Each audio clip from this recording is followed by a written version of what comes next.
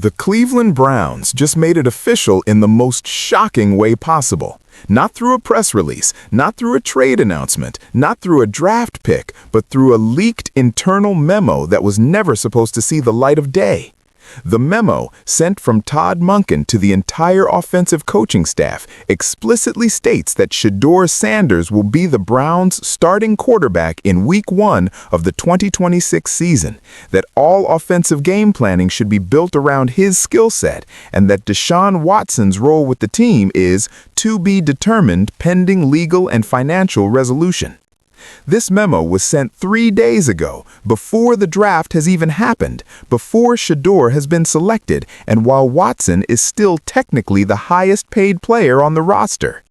And the reason this memo exists, the reason the Browns are making this commitment before securing Shedeur, involves a secret agreement that could violate NFL tampering rules, a financial deal that's already been negotiated with Shedeur's camp, and a conspiracy to make sure no other team drafts him before Cleveland gets their pick.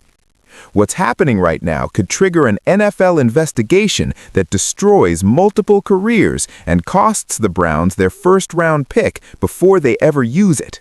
February 14th, 2026, 11:47 p.m. Eastern Time.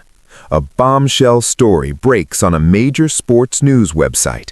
An internal Cleveland Browns coaching memo has been leaked to the media, and the contents are absolutely explosive. The memo, dated February 11, 2026, is from head coach Todd Monken to his entire offensive coaching staff.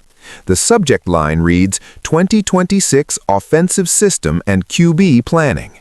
And the first paragraph contains a statement that's sending shockwaves through the NFL. Effective immediately, all offensive game planning, personnel evaluation, and scheme development should be designed for Shedeur Sanders as our starting quarterback. We are operating under the expectation that Shedeur will be on our roster and will be QB1 in Week 1 of the 2026 season.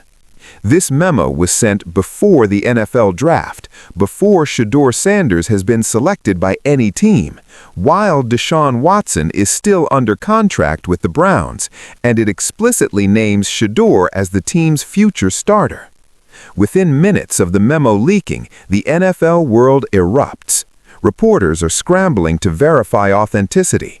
Legal experts are analyzing whether this constitutes tampering, and the Browns are in full crisis mode trying to figure out who leaked it and how to control the damage. Let me take you inside what this memo actually means, why it exists, and what it reveals about the secret machinations happening behind the scenes in Cleveland. First, let's address the tampering issue, because that's what has NFL officials most concerned.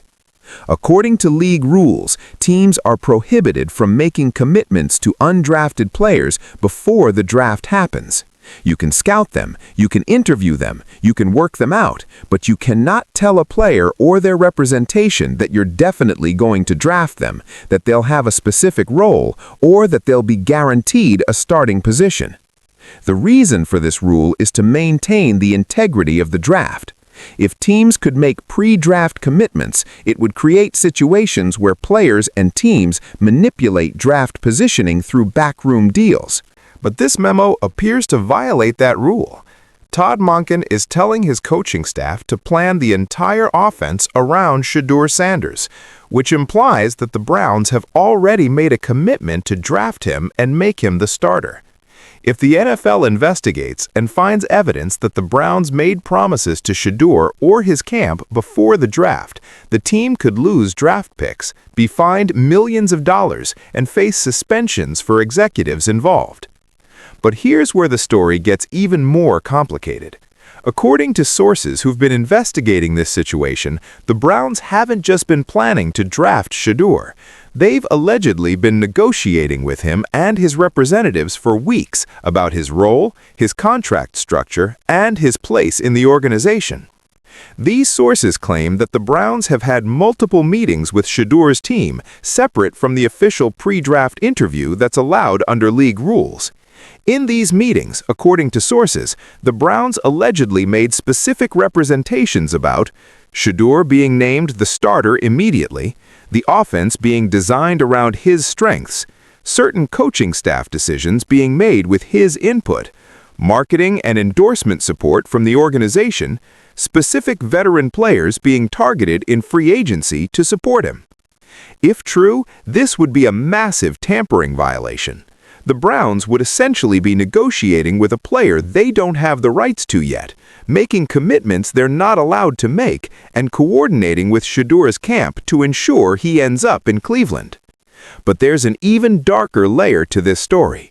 According to sources, the Browns aren't just trying to secure Shedeur for themselves. They're allegedly trying to manipulate other teams into passing on him. Here's how the scheme allegedly works. The Browns have been privately reaching out to teams picking ahead of them in the draft, teams that might consider drafting a quarterback. And according to sources, the Browns have been sharing negative scouting information about Shedeur, trying to convince those teams that he's not worth a top 10 pick. The Browns allegedly told one team that Shedeur's arm strength is a major concern. They told another team that Deshaun Sanders will be a nightmare to deal with.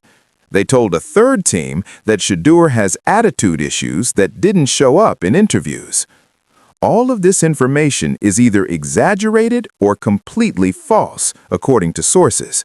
But the Browns are spreading it because they want other teams to pass on Shedeur, allowing him to fall to Cleveland's pick at 8th overall. This kind of draft manipulation is technically not against league rules if you're just sharing your evaluation. But if the Browns are actively lying about a player to other teams while simultaneously making commitments to that player, it crosses a line into potentially illegal conduct. Now let's address what the memo says about Deshaun Watson, because that language is carefully chosen and legally significant. The memo states that Watson's role is to be determined pending legal and financial resolution. That phrase is not accidental. It's been vetted by the Browns' legal team, and it's designed to protect the organization from potential lawsuits. According to sources familiar with the Watson situation, the legal and financial resolution refers to ongoing settlement negotiations between the Browns and Watson's representatives. These negotiations are attempting to reach an agreement where Watson would be released from his contract in exchange for a reduced payout. But Watson's camp has been resistant to accepting less than what he's owed under his guaranteed contract, and that's created a stalemate that's now spilling over into the Browns' planning for 2026. Here's the problem the Browns are facing. They can't officially cut or trade Watson until the settlement is finalized, but they also can't wait until that happens to plan their offense, because the draft is in 2 months and they need to be ready. So they made a calculated decision to move forward with planning as if Watson won't be on the team, while keeping the door open legally by saying his role is to be determined. This allows the Browns to prepare for Shedeur while not formally acknowledging that Watson is gone, which could strengthen Watson's legal position in the settlement negotiations.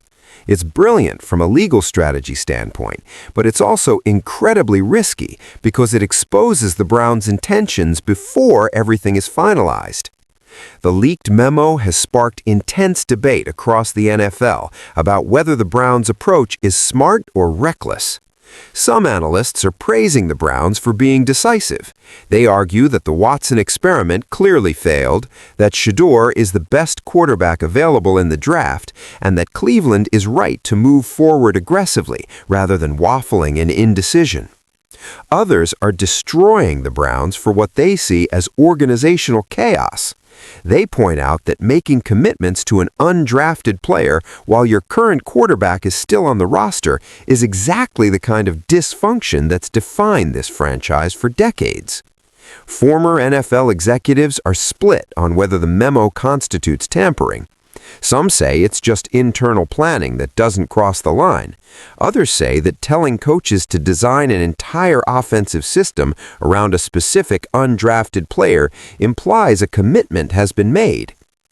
The NFL League office released a brief statement saying they're aware of the reported memo and are reviewing the matter to determine if any league policies were violated. That's corporate speak for, we're investigating, and if we find violations, there will be consequences. Meanwhile, Deshaun Watson's legal team has seized on the leaked memo as evidence that the Browns are acting in bad faith during settlement negotiations. Watson's attorneys released a statement saying the memo proves the Browns have already decided to move on from Watson regardless of his contractual rights, and that this strengthens their position in demanding full payment of his guaranteed money. This is exactly what the Browns didn't want to happen. The memo was supposed to be internal, allowing them to prepare for Shedeur while maintaining plausible deniability about Watson's future. But now that it's public, it's ammunition for Watson's lawyers. The bigger question is how this affects Shedeur Sanders himself. According to sources close to Shedeur and Dion, they were not happy when the memo leaked. The Sanders family has been trying to navigate the draft process carefully, not making commitments to any team, keeping their options open, and maintaining leverage. But this memo makes it look like Shedeur has already chosen Cleveland and is coordinating with them behind the scenes. If other teams believe that, they might pass on Shedeur even if he's the best player available at their pick, simply because they think he's already committed to Cleveland and won't be fully invested if they draft him. This could actually hurt Shedeur's draft stock and cause him to fall further than he otherwise would have. And if that happens, if the Browns' alleged tampering and manipulation cost Shedeur millions of dollars in draft position, there could be legal consequences between the Sanders family and the Browns. As of right now, February 14, 2026, the situation is fluid and chaotic.